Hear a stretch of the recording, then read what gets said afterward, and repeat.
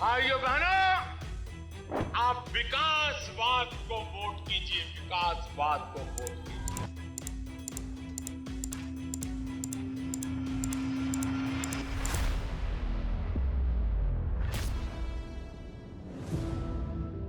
सोचिए एक बच्चा जो रेलवे स्टेशन पे चाय बेचता था। लोग कहते थे इससे कुछ नहीं होगा, लेकिन वही बच्चा एक दिन भारत का प्रधानमंत्री बन गया। Yes, this is the unbelievable story of Narendra Modi, चाय वाला टू प्राइम मिनिस्टर। 17 सितंबर 1950 गुजरात के एक छोटे से कस्बे वडनगर में जन्म। घर इतना छोटा कि दीवारें भी गरीबी की गवाही देती थीं। पिता दामोदर दास मोदी रेलवे स्टेशन पर चाय बेचते थे।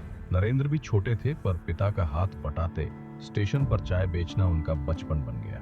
लेकिन उनके अंदर हंगर था, सिर्फ पेट की भूख मिटाने का नहीं, नॉलेज और ग्रोथ की भूख। वो स्कूल में डिबेट, थिएटर और एनसीसी एक्टिविटीज में हमेशा आगे रहते। क्लास का लड़का जो गरीब था, लेकिन ड्रीम मिलियनियर लेवल के थे। किशोर उम्र में ही मोदी का माइंड बहुत स्पिरिचुअल था।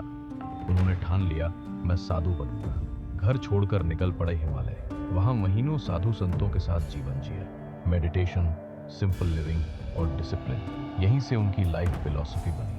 लेकिन डेस्टिनी ने कुछ और लिखा था। कुछ समय बाद वो वापस लौटे।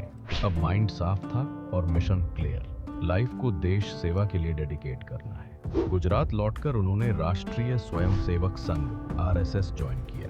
आरएसएस में रहते रहते उन्होंने डिसिप्लिन, ऑर्गेनाइजेशन और लोगों से कनेक्ट करना सीखा। उनकी मेहनत, उनकी एनर्जी सबको दिखने लगी। 1971 में भारत पाक युद्ध के समय वो रेल यात्रियों की सर्विस करते नजर आए। इमरजेंसी के दौरान जेल भी गए। ये एक्सपीरियंसेस उनके अंदर लीडर को शेप कर रहे थे। 1990 के दशक में भाजपा ने मोदी को संगठन की बड़ी जिम्मेदारियां दी। इलेक्शन कैंपेन्स में उनकी स्ट्रैटेजी गेम चेंजिंग साबित हुई। और 2001 अचानक गुजरात के सीएम बने। क्रिटिक्स बोले, एक चाय वाला क्या सीएम चलेगा? लेकिन मोदी ने प्रूव किया, विजन और एक्शन हो तो कोई रोक नहीं सकता। सीएम रहते उन्होंने वाइब्रेंट गुजरात शुरू किया, विदेशी निवेशकों को आकर्षित किया, गुजरात को डेवलपमेंट मॉडल बना दिया। सपोर्टर्स बोले, ये आदमी सिर्फ नेता नहीं, एक ब्रांड बन रहा है। 2013 में बीजेपी ने मोदी को पीएम कैंडिडेट घोषित किया। पूरा देश दो हिस्सों में बट गया, एक तरफ क्रिटिक्स, दूसरी तरफ सपोर्टर्स। लेकिन ग्राउंड पर मोदी वेव चल पड़ी थी। चुनाव में उनकी रैलीज स्टेडियम्स जैसे भरे थे। लोग कहते, अब की बार मोदी सरकार। 2014 नतीजे आए और इतिहास बन गया। नरेंद्र मोदी भारत के 15वें प्राइम मिनिस्टर बने।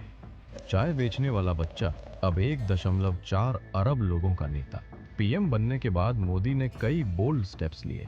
जनधन योजना, करोड़ों लोगों के बैंक अकाउंट खुले। स्वच्छ भारत अभियान, गांव-गांव में शौचालय बने। Make in India, digital India, startup India, देश को ग्लोबल मैप पर और मजबूत बनाए।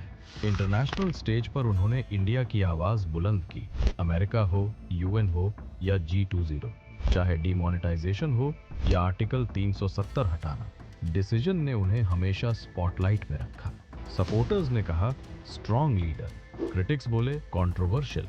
लेकिन एक बात सबने मानी, मोदी ने इंडियन पॉलिटिक्स का गेम बदल दिया। नरेंद्र मोदी की जर्नी हमें 3 बातें सिखाती है।